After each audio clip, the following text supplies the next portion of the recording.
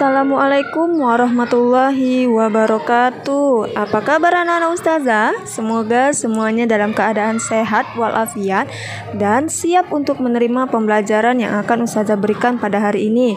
Nah, anak-anak ustazah, sebelum kita memulai pembelajaran, alangkah baiknya kita membaca basmalah. Bismillahirrahmanirrahim.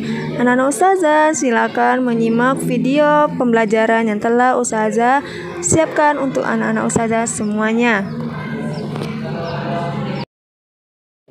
Bahasa Indonesia kelas 8, teks persuasi. Pernahkah kamu terbujuk atau membujuk orang berbuat sesuatu?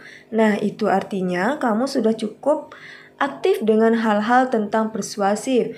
Itu berarti pula teks persuasif bukan lagi hal yang asing bagi kehidupan kita.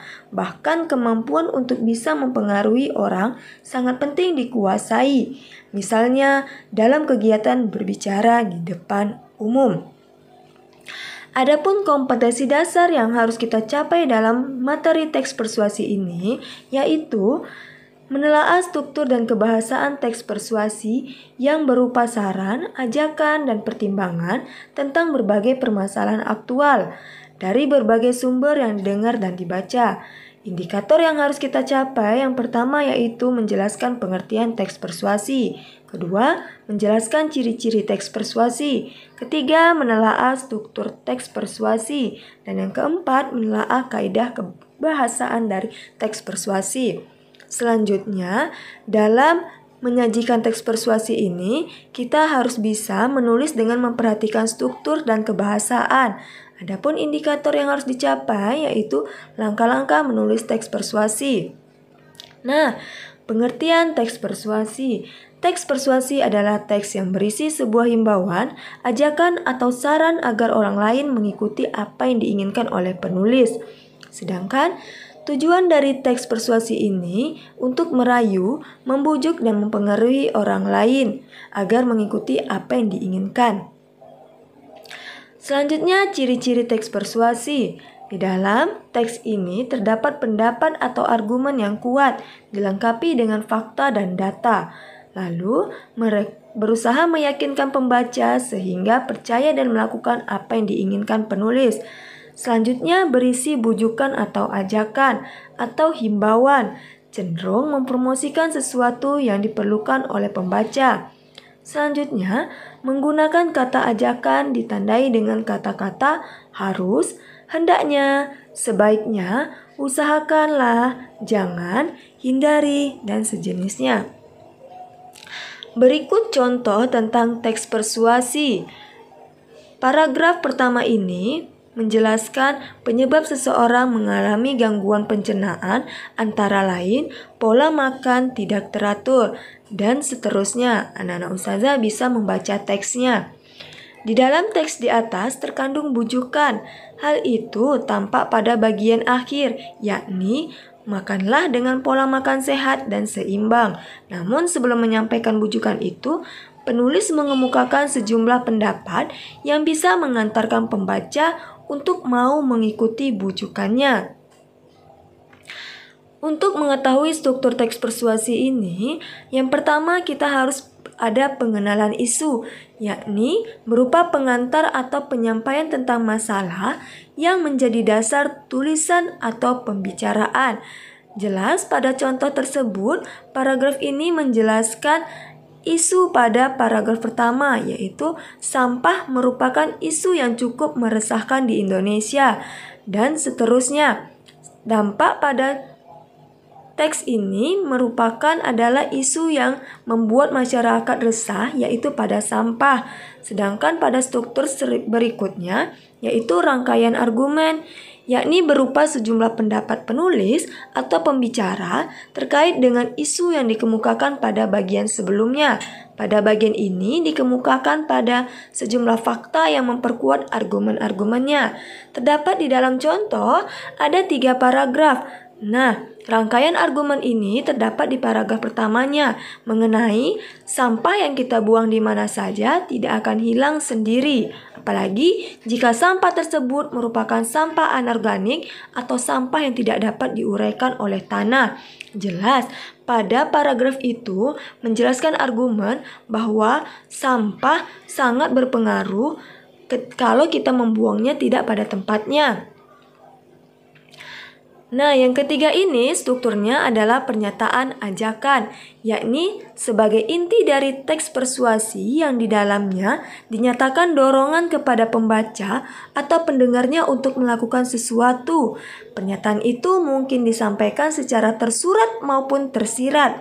Adapun kehadiran argumen berfungsi untuk mengarahkan dan memperkuat ajakan itu. Contohnya, pada paragraf ini diberikan contoh. Oleh karena itu, buanglah sampah pada tempatnya. Sesederhana itu, maka berbagai dampak negatifnya akan terhindar. Hargailah orang-orang yang selama ini berjasa menjaga kebersihan. Orang-orang yang membangun dan bekerja jauh lebih awal dari kita. Kedinginan, kelelahan, karena ulah kita yang membuang sampah. Dan struktur berikutnya adalah penegasan kembali yang biasanya ditandai oleh ungkapan-ungkapan seperti demikianlah, dengan demikian, oleh karena itu. Biasanya kalimat itu terletak pada akhir paragraf. Untuk apa? Agar si pembaca bisa memahami dan bisa membaca ulang tentang penegasan yang diberikan oleh orang tersebut.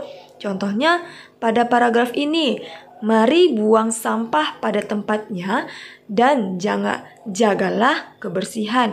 Jelas pada kalimat ini mereka telah memberikan penegasan agar tidak membuang sampah sembarangan. Selanjutnya kita akan membahas kaidah kebahasaan teks persuasi, yaitu penanda utama teks ini adalah terdapat pernyataan-pernyataan yang mengandung ajakan, dorongan, saran, bujukan, dan sejenisnya. Contohnya, makanlah dengan pola makan sehat dan seimbang. Selanjutnya, menggunakan kata-kata teknis atau peristilahan. Lalu, menggunakan kata-kata penghubung yang argumentatif. Misalnya, jika, sebab, karena, dengan demikian, oleh karena itu. Lalu selanjutnya menggunakan kata kerja mental seperti diharapkan, memprihatinkan, dan lain-lain. Lalu yang terakhir menggunakan kata-kata rujukan seperti berdasarkan data, merujuk pada pendapat. Pernyataan-pernyataan seperti itu digunakan untuk meyakinkan para pembaca. Nah, anak-anak ustazah, kaidah kebahasan ini sebaiknya kita perhatikan ketika kita menuliskan sebuah teks persuasif, karena kaidah ini adalah salah satu hal yang terpenting ketika kita membuat sebuah teks persuasif.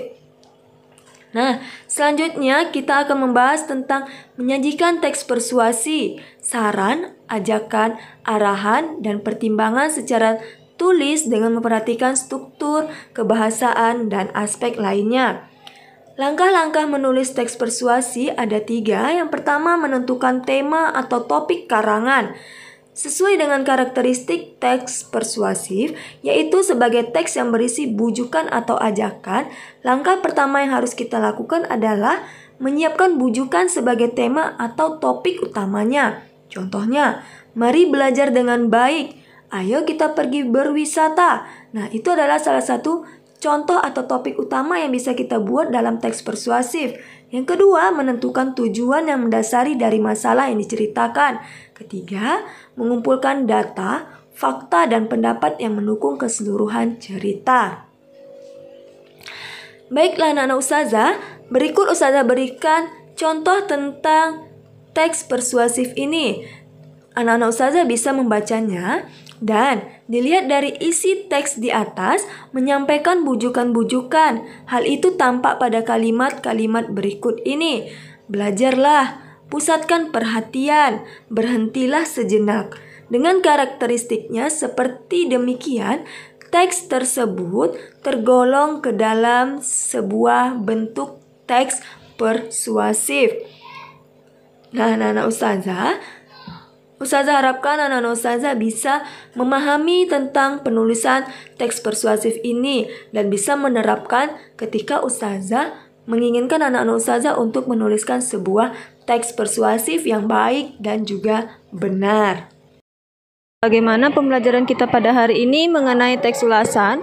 Ustazah harapkan anak-anak ustazah bisa paham dan mengerti mengenai teks ulasan ini.